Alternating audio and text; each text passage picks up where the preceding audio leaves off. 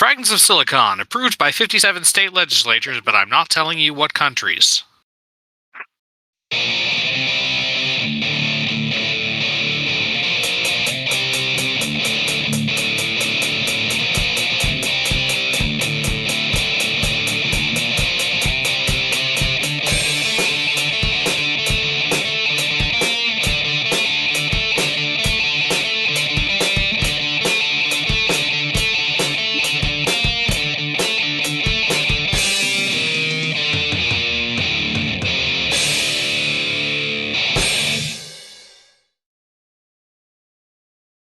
All right, welcome to another installment of Fragments of Silicon. I'm your host, Adam. Joining me, as always, are Petty and Galax.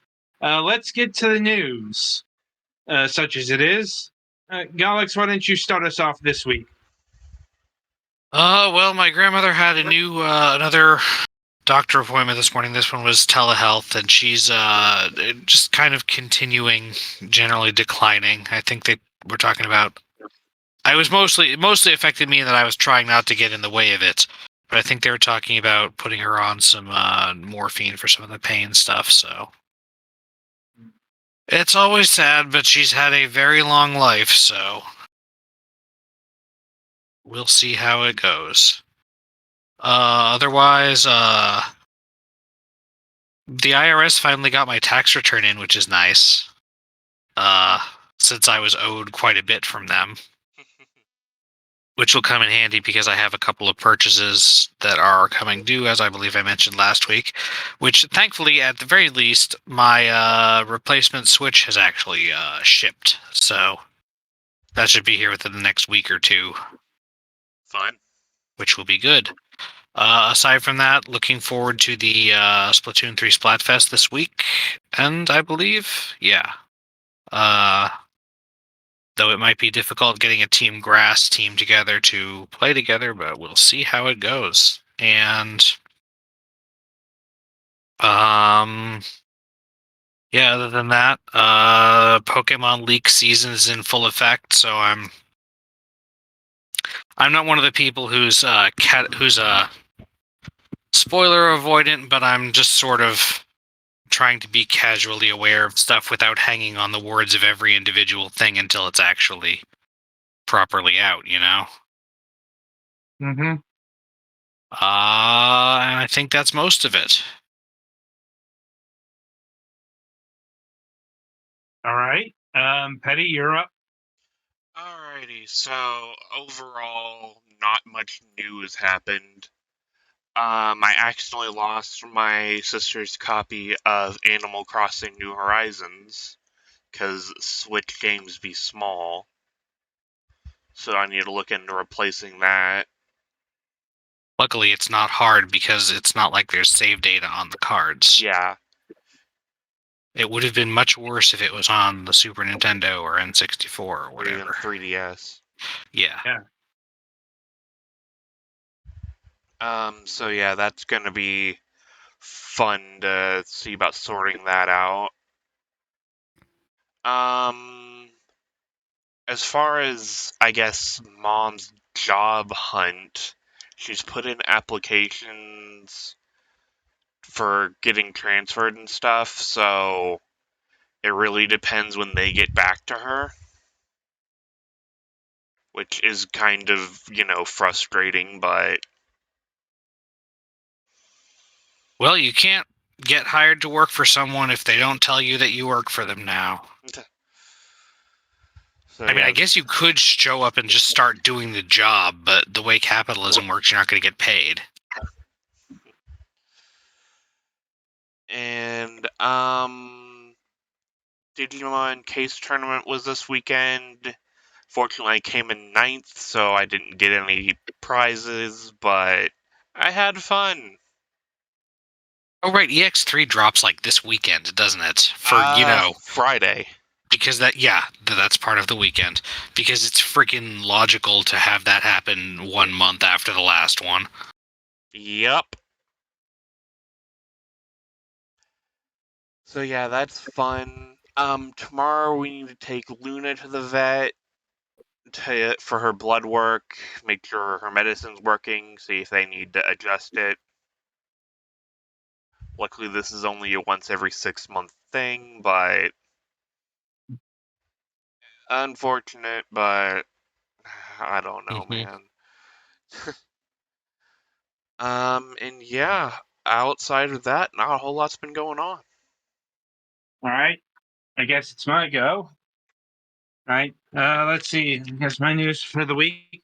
Let's see. Last Thursday, I went and saw the dentist at long last, and it went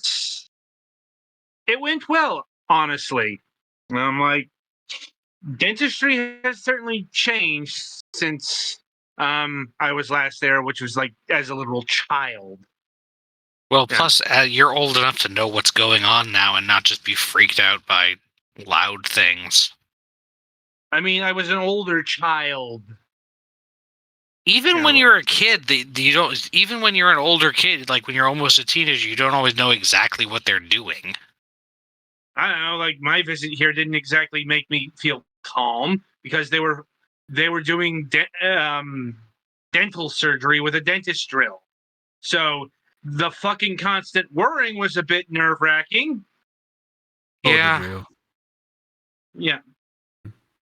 But in that they just took a lot of pictures of my teeth. Like not just x-rays, but then they sent me in the dentist chair and I took more. They had me take more x-rays. Weren't they going to do a deep cleaning, or was that a different appointment? I'm getting there. Okay. Yeah. Because the good news is, I don't have rotten teeth. I don't have cavities. I don't need like a bridge or anything like that. But they are going to need to do the predontal cleaning, which is you're getting nasty. You're getting nasty. Can you? Yeah. Anyway, point is, I'm getting the deep cleaning. That's happening in May. I decided for one long session, Mm-hmm. which is going to take about 2 hours. Like, so, and thankfully the insurance is going to cover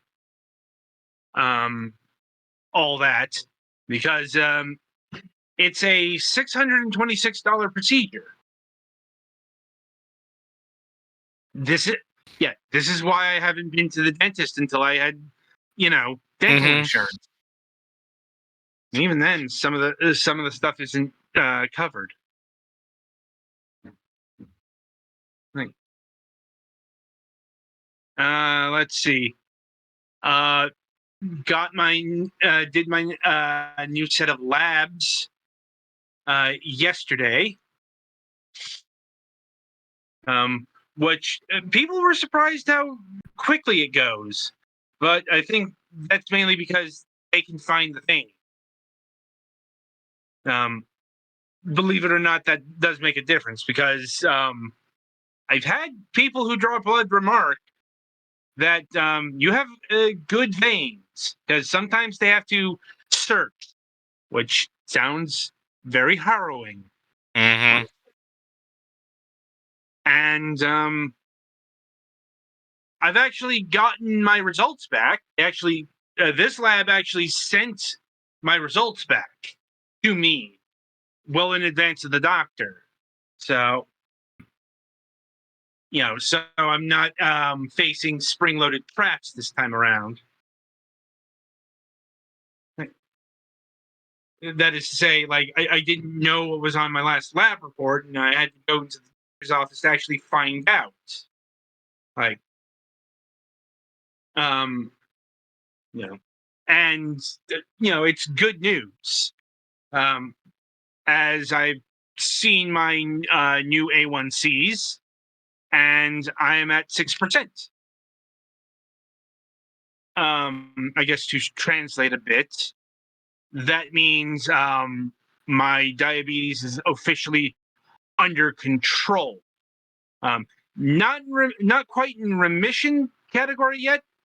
Still has to go down a little bit there, but it's the recommended blood sugar or A1C level that's is either like 7% or 6.5, depending on who you ask.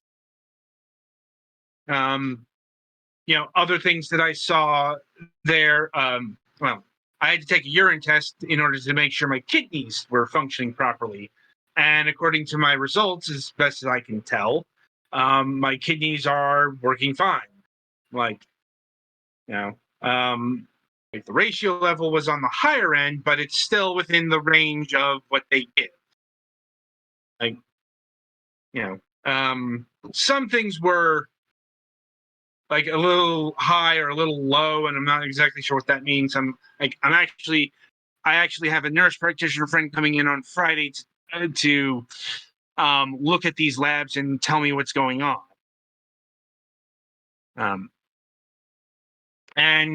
Yeah, that's my news for the week.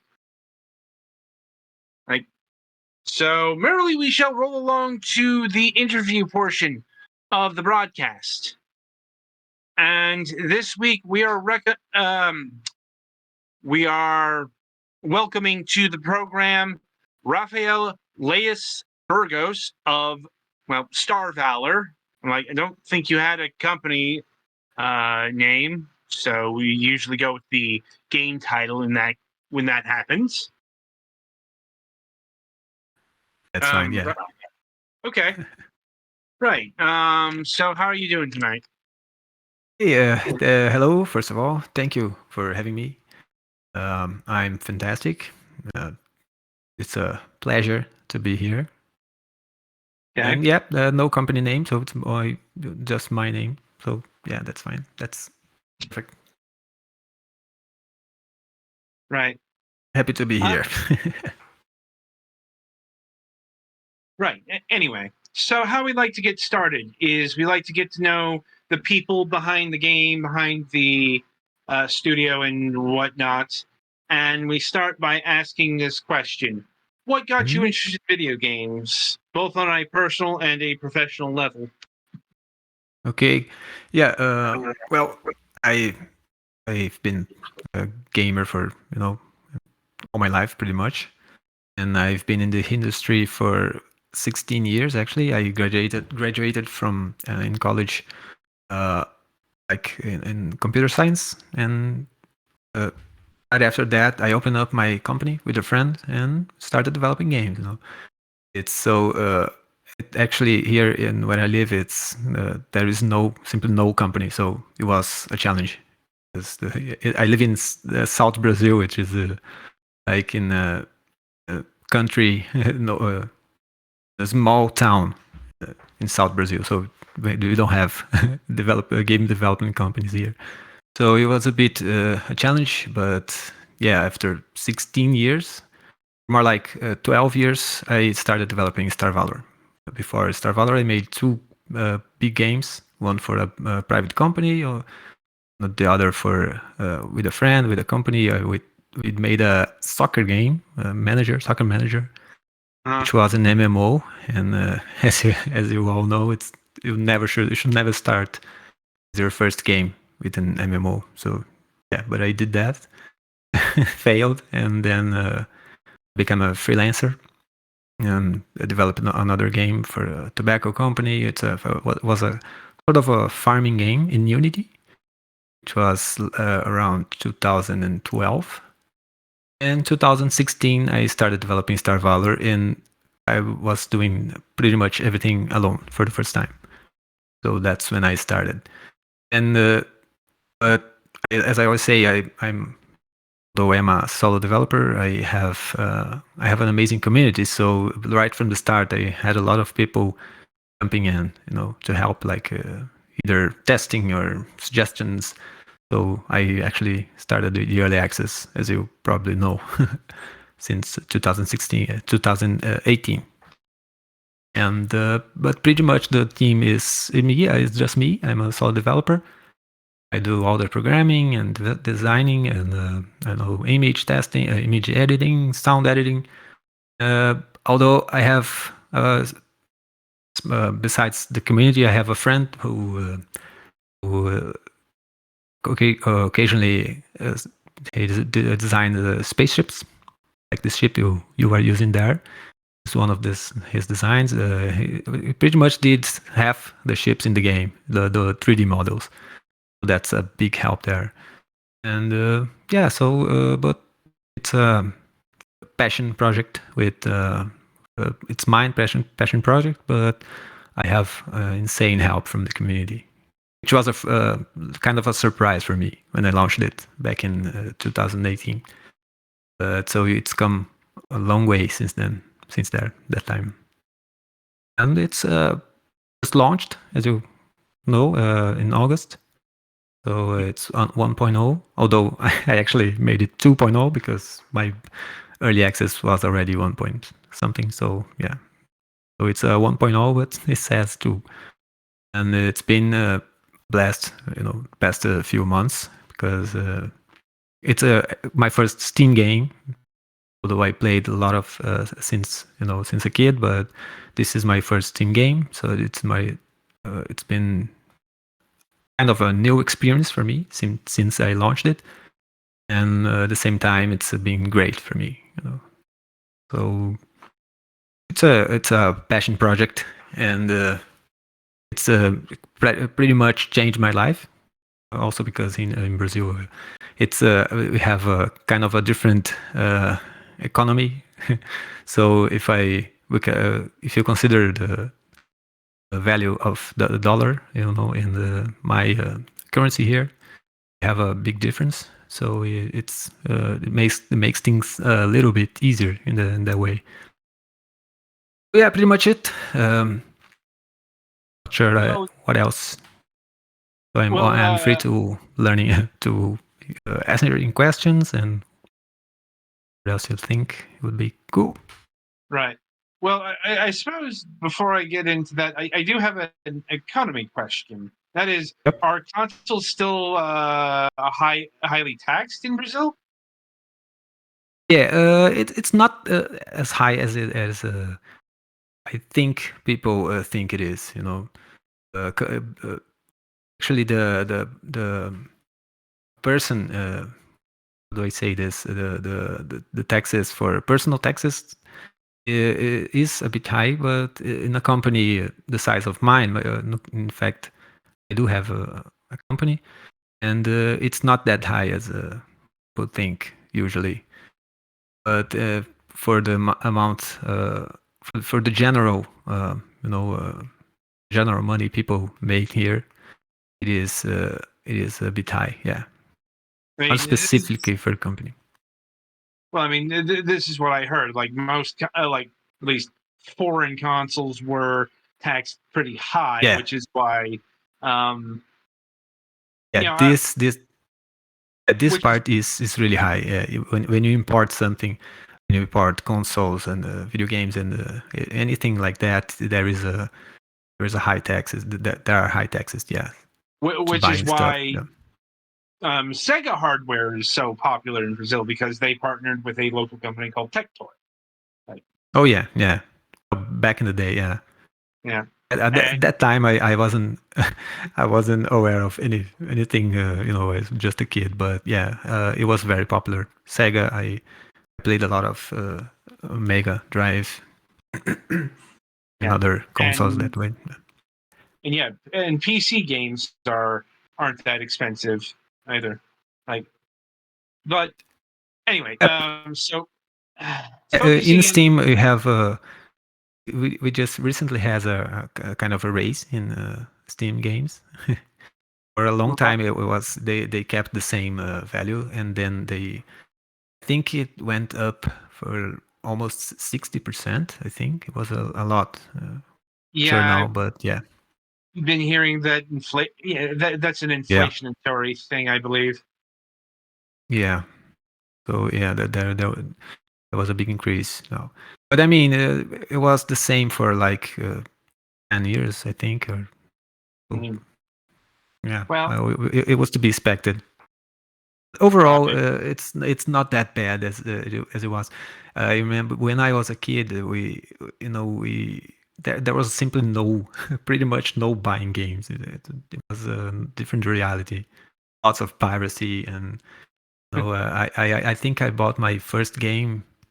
It was really expensive. It was Command and Conquer back in, I don't know when it launched, but yeah, first Command and Conquer was really expensive. I think I remember it, but it being a big deal at the time. But things are not that bad anymore, except Good. for, as I said, buying stuff like smartphones or consoles. There are big taxes for that. Right. And so getting back to Star Lore, Star Valor specifically, Yeah. what made you want to create this game in the first place? Oh, it was a couple of, I mean, a few reasons, and I decided to make my own game, my first real solo project, for Steam. I picked a few of the games I loved playing, which was Master of Orion, Elite Frontier. It's a very old game. I'm not sure you are familiar with it. It was a very old I space know game. of it. Yeah, yeah. And I picked a few of the characteristics of those games and decided to make it a space game, obviously, with some of the elements from those games. And I decided I needed to keep it a bit simple in the art, so I decided to make it top down, and also because I loved the top down view, because you have a bit more freedom in certain things, and so kind of a personal preference for top down, and I chose some elements inspired on those games. And also because for me at the time it sounded more kind of more simple to do, a full 3D game, although it's a 2.45D, not actually a 3D game, but models are 3D. The scene is 3D. So I decided to do this because the space was something in my grasp. I could, that I could do myself. Or the part of the scenery and the I'm getting feedback here. Okay, so yeah, I decided to do a top-down preference, inspiring on those games, and which I thought it was achievable for me as a solid developer, and to launch in Steam in a way that I could add RPG elements and replayability. That was pretty much that, and so Star Valor. So I came up with the idea to make Star Valor. Okay. And was it always the intention to do this work alone? Oh, I like working alone. Usually, it's since college I was just like that. I enjoy the freedom of doing stuff just like I want to do, because the other two games they took I think 10 years of my life as a game developer, and not that I didn't enjoy it, not that it wasn't bad, but I wanted to do something entirely up to me, so where I could decide everything. And I obviously I'm in I am the company is just me, the team is pretty much, I'm alone in this, but I like to work with the community, so which is it was always very important to me. So this synergy I like, this collaboration with the community, with lots of people, instead of having one partner or two partners. And yeah, so I've always self-reliant. I'm always been a self-reliant person, I think. So I always like doing stuff all by myself, and so it was sort of a challenge also to do it alone. But yeah, it was. I think when I finally launched it, and the actual rewards for doing this were bigger this way, and yeah, it was better than I expected, actually. Well, that's good. And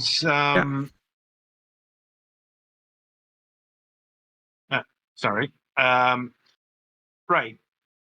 So, if I'm recalling the timeline of development here, it sounds like you worked on Star Valor for a mere 5 to 6 years.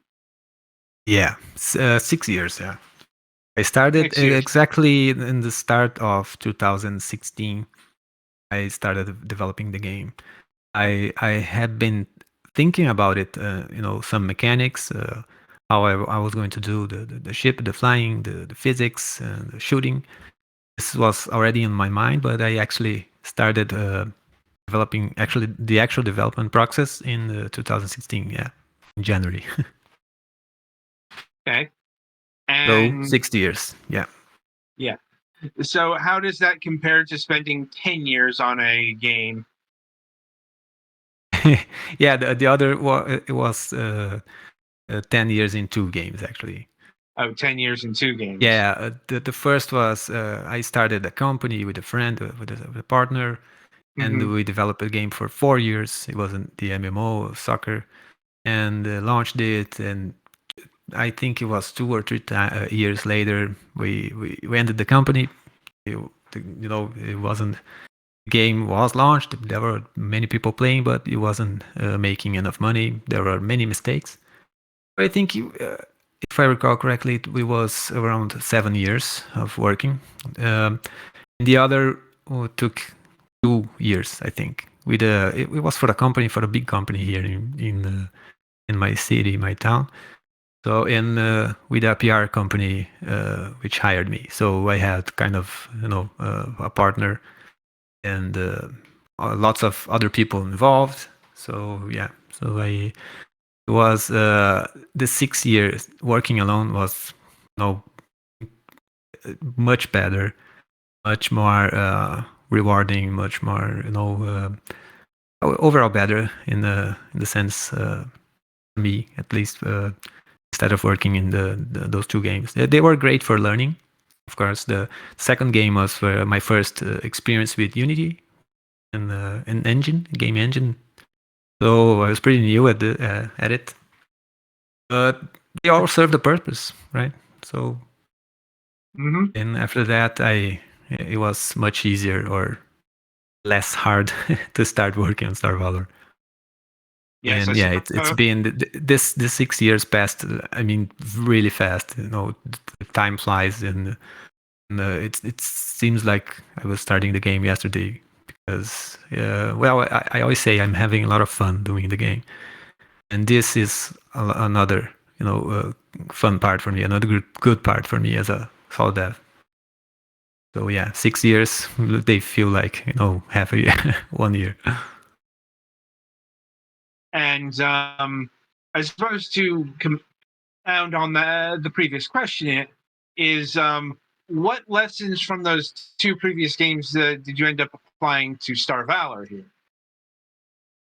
Oh, that's a good question.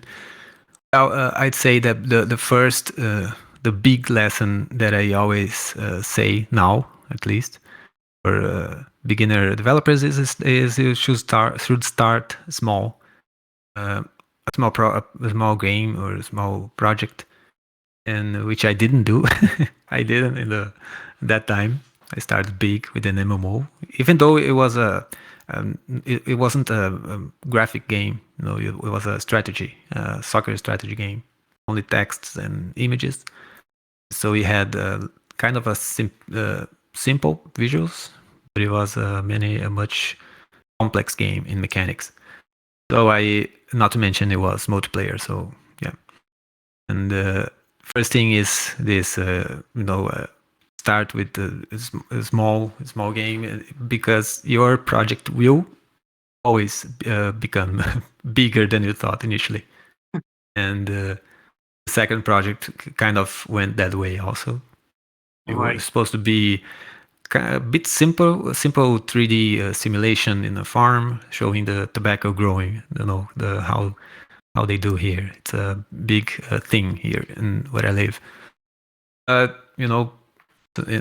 at some point the game started growing. They wanted to add more things, but I had to step down and put a sort of a endpoint in what all the things they wanted to add. So yeah, so I mean, I think it's kind of I wouldn't say think small, but plan, for a small game, at least for your first and second game, probably.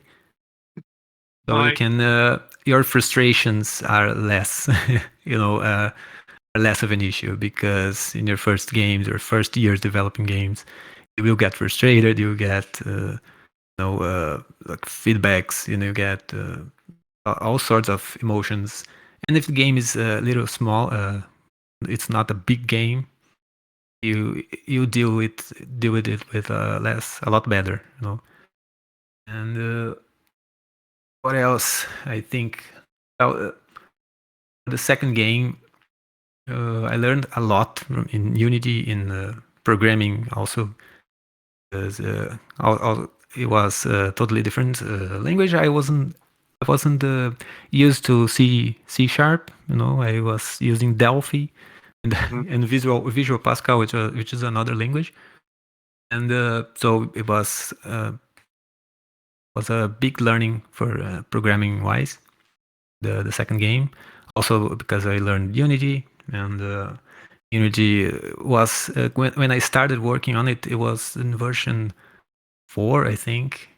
It had a lot of flaws, I think. But yeah, I learned a lot then in everything. Also modeling, 3D modeling, programming, and so I think I just grew as a developer in everything, because the game pretty much was designed by me. So, but still, even though I learned a lot then, and I started Star Valor, I even today I'm still learning to develop it. I am not actually the big programmer. I'm more of a developer, design and gameplay design and stuff like this. And but I'm still learning, how to program the game. Even though I've been doing this for 16 years, so I'm always learning. You could say that. And also with the community, with people and the feedback players, we are always learning. And this is one thing you should always keep your mind, open to feedback and supporting your community. Sorry, my English is a bit.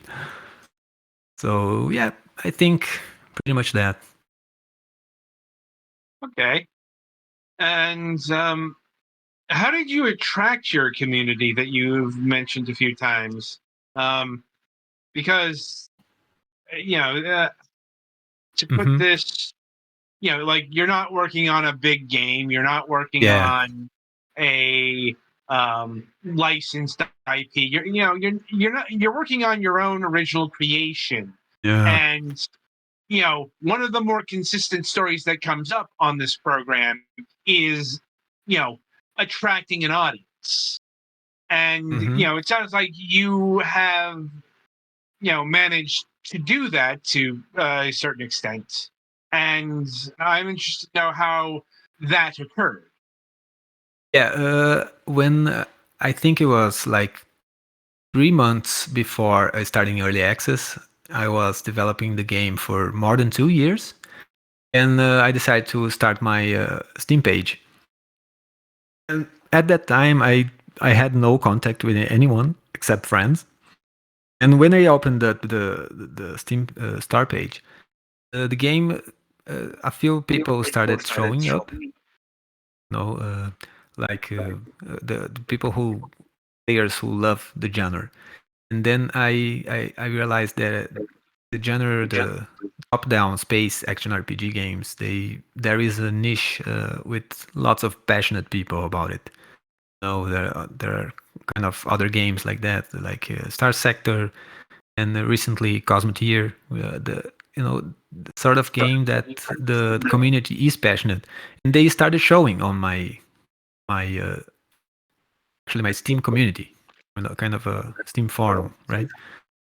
And a few people jumped in there, and they say that I should, they suggested I started a Discord, and I started researching a bit more from this genre, because I was getting close to launch, to early access launch, and the community started growing. I opened my Discord, and not only from Steam forums, but from other sources as well, like Facebook, following even Facebook, following groups of gaming similar games.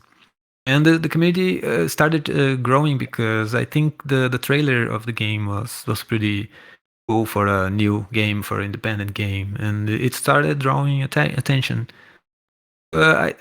Mainly, I think because of the visuals, the genre.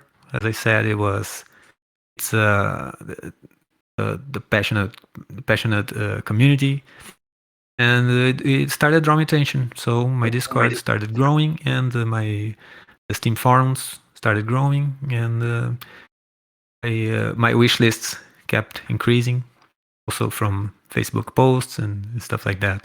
And also, I have a little.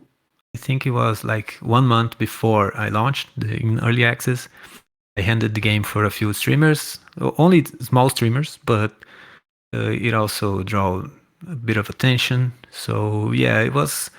I think basically the community wanted a game like this, back then, and the game kind of scratched that itch they had. Like they often mention Escape Velocity, which is a classic, old classic, very similar to Star Valor. I think I kind of hit a few spots there, so the community started showing up, and once I launched, the game had like 1,500 wishlists, which for today's standards is not that much, but it was enough to put the game in focus. So yeah, I think that's main reasons were the genre and the visuals and the gameplay. The people who liked the game and were looking forward to the launch. That's good. And what sort of feedback has your community been leaving you? Like, what did they, what pointers and so on and so forth did they give that made you improve the game? Well, there was a lot of feedback. Mainly, I think I decided to stick to the core gameplay, which is the game feeling, the controls, the combat. Is one of the main points of the game. Right now, you are playing with the crappiest ship in the game, and it has the most simple gear. But once you start adding more reactors and gyroscopes and lateral thrusters, and when you start adding stuff, your ship becomes you can feel it improving, And this game feeling, I think, is the core gameplay. Is one of the main things in the game. And once from the feedback of the community, I realized this is when I should focus, and the customization of the game, like equipments, and then I think those are the most important things, to focus on what makes the game different, which is the customization and the gameplay, the replayability. As you can do you can do many builds in this game. And once I realized that was the strong point of the game, I think I stick to it. I kind of put aside some ideas I had, like some things related to story, and to focus on the game strengths, which is the customizations and replayability and the sandbox aspect of the game. I think those were the most influential feedback, but they do all sorts of feedback. People want to, they love being part of it, and I actually implemented a lot of ideas from players since the start of early access, like a lot. Yeah, and I like that, because when the idea is good and it only can improve the game, why not implement it? And people like being heard. This is one thing I learned, that if the community feels heard, they will support you a lot. And this is very important, because as indie developers, obviously, we don't have as much exposure. We don't have all the money to PR, to start marketing. So if you pay attention to your feedback from the community, if you embrace them, they will simply help you make the game better. And so yeah, along the way, I've added many things they asked for, but never losing the focus, what I imagined for the game, the vision I have for the game, which is what I said, customizations and the game feeling, replayability. As you keep playing, you start unlocking things, and for when you want to start a new game, you have every ship you already flew, you can use it when you start a new game. Not to mention the perks, which you unlock doing certain stuff. So yeah, and many perks and many equipments and stuff like that were suggested by players, and I enjoy being able to bring that. Unless, of course, it's not in tune with what I think is good for the game, obviously. But yeah, all sorts of feedback, all sorts of ideas. Right. And well, we've talked a lot about the game development, but we've talked very little about the game itself, and that is to say, like, clearly this is a space game, a space combat game, but it's more, what's going on here? Like, what's the lore? Who are you? Who are you fighting? That sort of thing. Yeah, the idea is there was that old idea of aliens getting arriving at the galaxy and taking control of it. So they're kind of the overlords. They're called the Vengi, and but the humanity was allowed to survive in the galaxy. So there are many factions. Like you have the 6 factions. You have the mining, the trader company, which is called the Syndicate. You have the Red Skull, which are pirates, Red Skull pirates. You have the Vengi, which is the alien overlords, and you have the rebels, the Children of Terra, which are the few remaining forces fighting the aliens. So this is a plot. You are there as a you are able to do whatever you want. So this is mostly a sandbox game. I intend to add more story, more quests related to story, which I am doing it in. But yeah, the game main game is sandbox. So you can do what you want. You can trading. You can fight the Vangi, or you can fight the rebels, but you have to find them. And you can be a trader, you can be a miner, and so yeah, a basic sandbox experience here. And where you are now, you can buy some equipment. You have like 6,000 credits. You can improve your ship. You can many ways you have to improve your ship. And basically that's it. One of the things I want to improve is to bring more story, more quests related to story. So the player has a few more directions to know what to do. But yeah, usually you go from station to station, getting different quests and doing pretty much you do what you want. Like depends your mission is what you want to do basically. Okay. And what sort of depth are we talking about in terms of mechanics and such? Like, I see this as an RPG. Like, how much customization can you do? Yeah, if you press the C, it opens up your skills. This is the first, let's say, the character part of the game. So you have lots of talents and skills, and then which the skills you use, you waste points to increase it. And then the knowledge screen, those things that you learn by doing stuff. Like if you defeat opponents, you're going to increase your space pilot, and this will give you bonuses based on the space pilot, like for flying solo or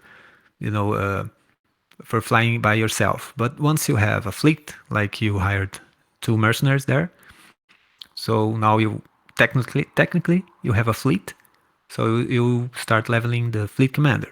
So those things in knowledge will level up as you do stuff. If you mine, you will level up geology, which lets you mine better metals. If you start scavenging stuff, salvaging graveyards and dismantling, scrapping items, you start developing your tech level, which will allow you to install more equipment, better equipment. So the knowledge is something like that, so which you evolve by doing stuff. And then there are the perks. The perks you get from doing specific challenges in the game. You start with basic perks. For example, if you when you destroy 10 enemies, you get a basic perk that increases your damage. So when you mine a certain asteroid fields, you get another perk for mining. So there's there's an entire progression right there, for perks, from knowledge, and from skills. And then you have one of the most fun parts, which are the equipment from in your ship. So you can install all kinds of reactors and shields and thrusters, and your ship has a limit in space. And this is similar to Master of Orion for those who played it. You have like this ship, for example, it has 20 space for equipment. So if you check your screen, your setup, your ship setup, you see that like a nuclear reactor is 2 space. So you can stack them if you need more energy production. So you can install more shield generators, which use energy. Yeah, there you can customize the way you want. You can put gyroscopes to make your ship turn faster. You can install speed boosters to make your speed boost faster. And there are many equipment, so you can do pretty much everything. Not to mention, obviously, the weapons.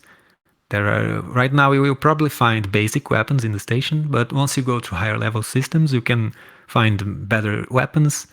And once you start scavenging, like you already find a few items like blue crystal and lithium, nickel. once you start scavenging, you can craft your own weapons. So that's another layer of customizations there. And finally, we have every ship you get, you buy, you can add a pilot to it and make it fly by yourself. So you can customize your fleet ships also.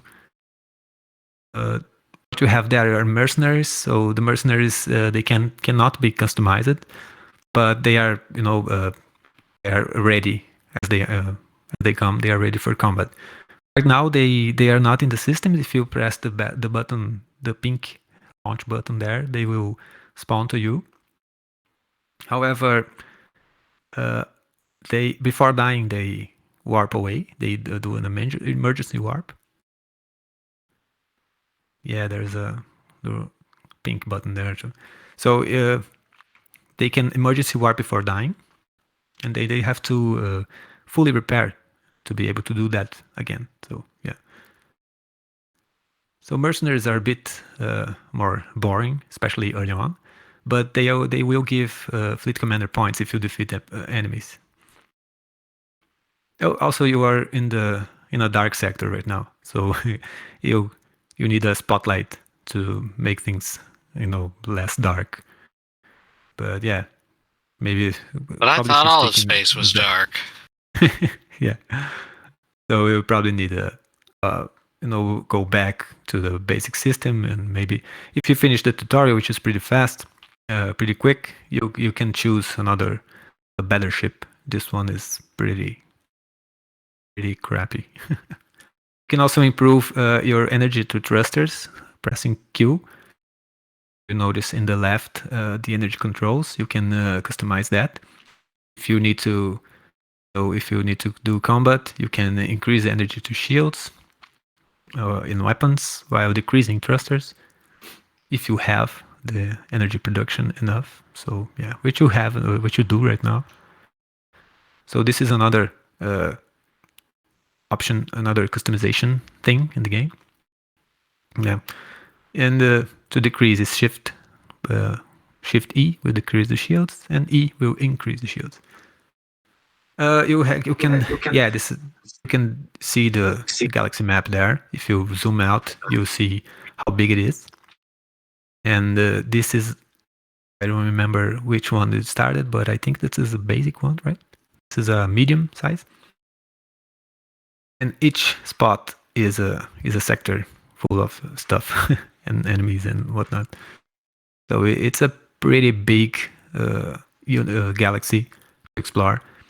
And you can see the numbers there are the level of the system. So once they start increasing, you start getting more enemies, different enemies, and different stuff, different weapons and equipment, all sorts of crazy things like cloaking devices and tractor beams and shields, all kinds of shields and armor, and even auto repair systems in bigger ships, lots of bigger ships. So there's a lot to play, and this is why if you check the game on Steam, you'll notice that some players have like 800 hours, and the lower ones are 100 hours in the game or 200. And usually how can I say, you don't see how the game is deep, how deep the game is, right? And when you start playing it, you you get to see a few hours, and you get to see how big it is. If you press press tab, you can see the sector map. Tab, I should say. Yeah, so you can see a jump gate there, a syndicate space station there. You can click to set a waypoint. One, trying to follow because you are kind of off the grid right now. Which happens. So yeah, now you have the you are a bit off grid there. So now you have the arrow. At least you have a direction. And this kind of stuff is I'm still still improving for the new players to know what they're doing, and this is something I'm always trying to improve. But overall, yeah, the game is all about customizing and doing different stuff and doing what you want. If you want to mine, lots of people love mining in the game. They just stay breaking rocks, breaking asteroids, and crafting stuff. Others go mining, others go hunting. You can get special missions in the stations. So yeah, kind of a good amount of stuff to do currently. And more will be added. Is there trading? Yeah, you can trade. You can. Currently, it's not a fully, live economy, but every station has a few goods, so you can go there and buy the goods you think goods which are low and sell high in other stations. And there are a couple of ways to know this. If you go miner's road, the trader, they will say if a price is good to buy when it's green and it's bad when it's red. So it makes it easier. It's called market insight, which is a perk from the trader background. Mm-hmm. So yeah, you can trade, you can mine, you can. It can be a bit hard at first to know the prices and stuff, but yeah, you can. Eventually, you start getting the hang of it. Okay. And there's an element we haven't touched upon at this until now is the music. How did you go about creating music, or are you using like royalty-free stuff? Hire someone? Yeah, I went over more than 100 songs and from music packs and in asset stores and artist websites. So I searched all over the place for music. I think half of them I bought, and I think half also were free music from the asset store, or at least a little less than half were free. So yeah, I didn't compose. Although I am a musician, I had a band until the pandemic. I had a band, but I don't do the music for the game. I bought some and got some from asset stores. Okay. I still want to improve it because I've been asked for other kinds of music, but currently I pretty much have music to do the ambient to set the mood for the game. Right. And how's the game been faring in the marketplace? I guess it's been selling well. Yeah. If you compare to other games, similar games, it's going really well. For me, it was perfect. It was great. I wasn't expecting as much sales.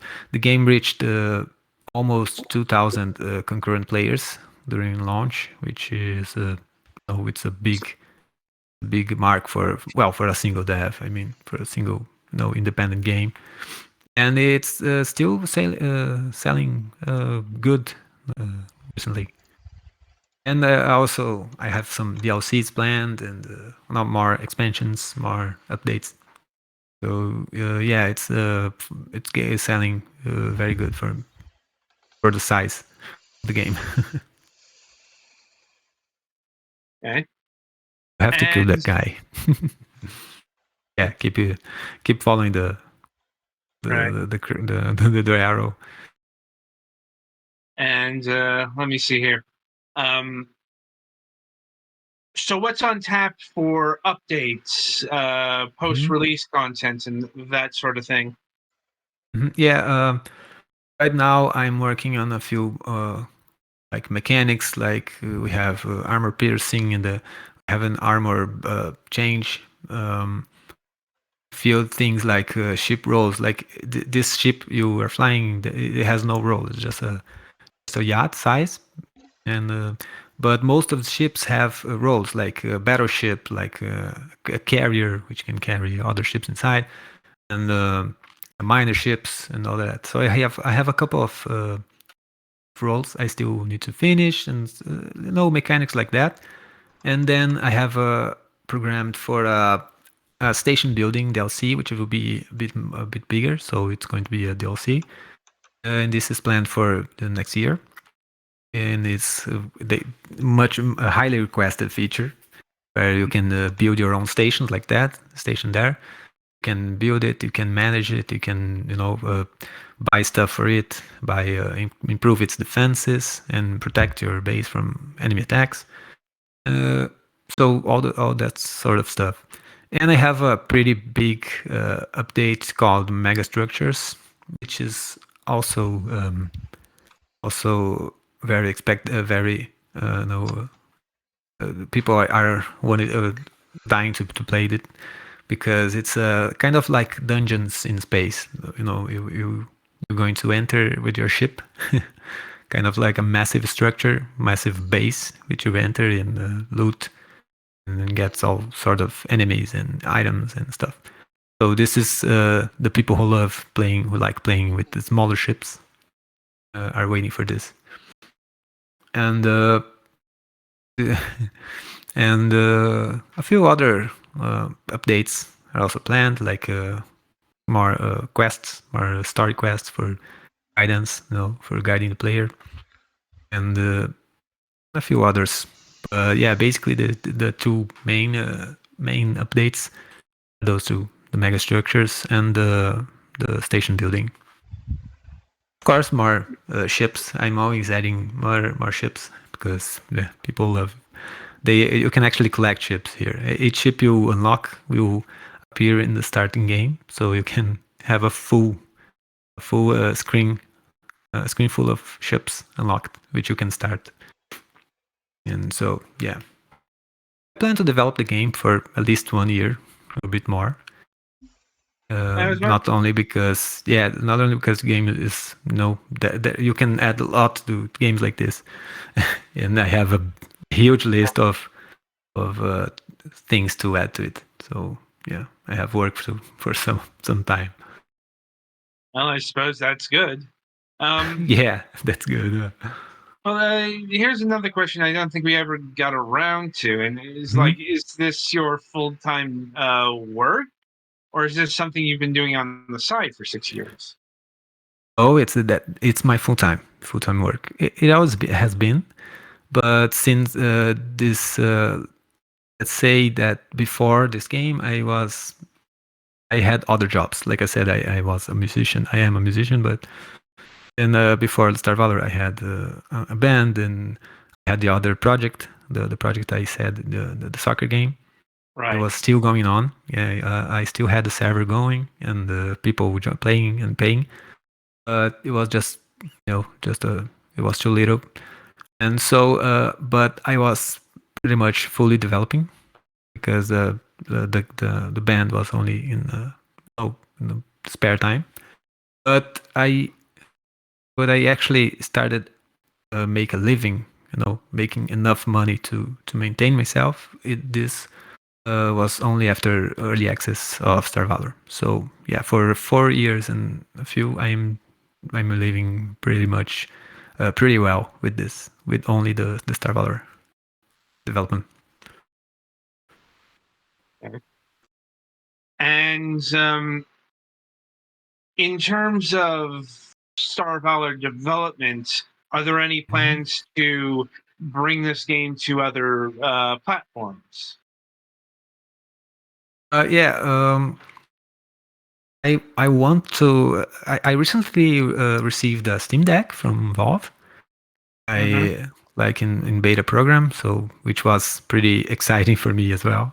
I wasn't expecting it, but I actually got it, and it's been highly requested to improve it on Steam Deck. So with that, I'm also improving it for playing with joystick. So with aiming for other consoles like Nintendo Switch. It's been people want to play on the Switch, and maybe Xbox and PlayStation. So yeah, the idea is to improve it on the Steam Deck, and then move it to Nintendo Switch probably. Okay. Like, I mean, do you envision this game running well on the Nintendo Switch? Yeah, it's pretty light. The roller is pretty light overall. It runs in laptops without GPUs. I have a you can play with 30 FPS on it on laptops, simple laptops. So a few basic customizations there, and it would run well on Switch. No problem there. Of course, you always need customizations, but yeah, it's going to run well. Right. Right, and I think that completes my gamut of questions. I'll see if my colleagues here have anything further for Awesome. you. I think I'm good. Yeah, I think most of my things have been addressed. Oh, now you get a friend playing with you, which is Sam Hollow, Indeed. and it has a Giraki. Yeah, I couldn't help myself from two references there. All right. You'll see you have a friend when you get out of the station. Yeah, you can see there are a few weapons, like a medium laser is an improvement. You already get the Valor, which is the better ship. Yeah, that's Sam Hollow. Sam Hollow.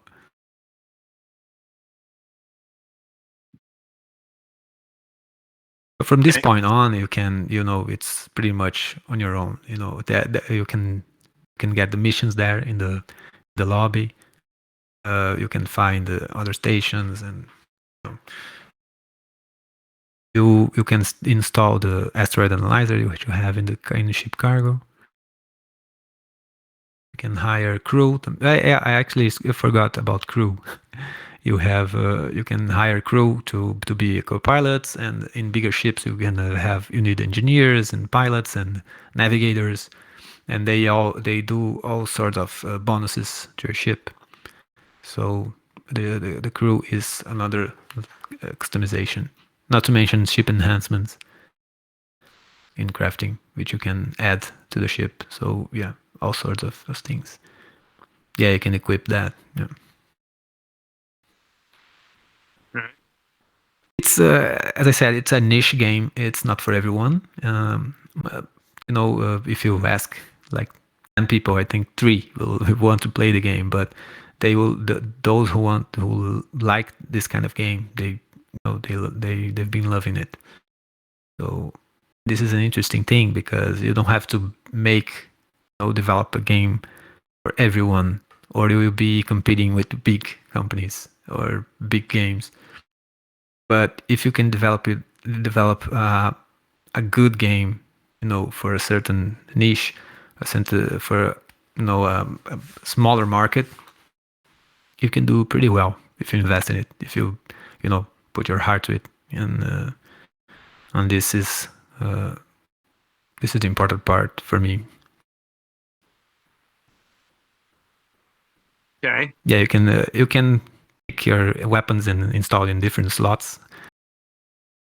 You can choose, you can install in different slots, so it spreads the heat, so the weapons will not overheat that one slot. There's that also. There's the overheating mechanics. So you want to spread the heat.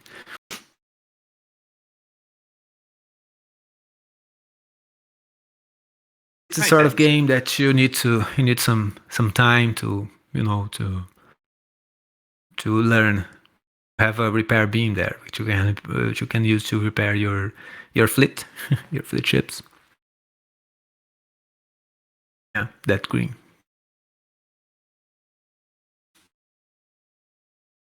No. Right then. So we have just about run out of time here. Like, oh yeah, I figured. Indeed, we'll probably wrap up the show because there's not really enough time to go into a topic of discussion before we have to switch over to MSP. But Rafael, Okay. I want to thank you for taking time out of your schedule and being with us here today and telling us all about your game, Star Valor. It certainly looks interesting, and I'm glad the development was long but fruitful for you. Yeah, it was. Yeah. Thank you for having me. It's actually the first interview. I have a few others scheduled, but Okay. it's been postponed for several reasons. So it Right. was fun. It was fun to it's always some kind of new experience, to talk about your game. Yeah. But Indeed. yeah, thanks for having me, and I enjoyed it. No problem. No problem. Anyway, the game is Star Valor. It is currently available on Steam for $24.99, and be sure to pick it up today. Right, and Don't forget the so that'll. giveaway in the Discord. Right. Thank you for reminding me. We are currently giving away 2 codes of the game. Oh yeah. What you want to do is you want to head to our Discord. In order to do that, just go to the Twitch page, and there's a link to the Discord, which will route you there. And you will want to head to our giveaway sub forum or sub Discord. I'm not sure what you call that exactly, but whatever. And I believe you have to input a number. Like, how do you? There's a little reaction command that's of like the like party popper one. You just click on that and it will enter you into the giveaway. Okay. And that will be running until Monday. Yes. Awesome. Yeah. So, coming up on the week ahead. No Friday show this week. And as far as the Sunday reviews go, we'll be having reviews of Hadra Crystal Caves, Beat Blitz, The Pizza Delivery Boy Who Saved the World, and ODT, Escape or Die Trying. So look for that. And we do have a new Nice. episode, Moonhawk Studios Presents, happening in about 15 minutes. And until then, I shall wish you good gaming.